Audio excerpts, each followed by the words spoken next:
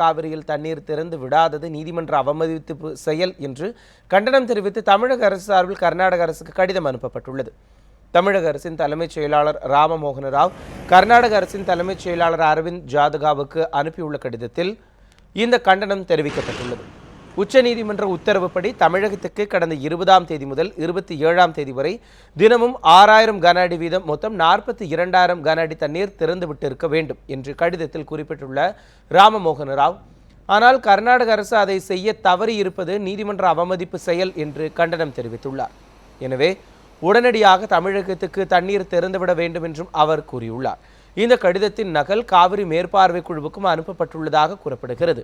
இதற்கிடையே தமிழகத்துக்கு காவிரியில் 6000 கன அடி தண்ணீர் திறந்து விடுமாறு உச்சநீதிமன்றம் பிறப்பித்த உத்தரவுக்கு எதிராக கர்நாடக அரசு சார்பில் இன்று உச்சநீதிமன்றத்தில் மனு தாக்கல் செய்யப்பட உள்ளது. தண்ணீர் திறந்து விடுவதை தள்ளி வைக்க மனுவில் கோரிக்கை வைக்கப்பட இருப்பதாக தகவல்கள் தெரிவிக்கின்றன.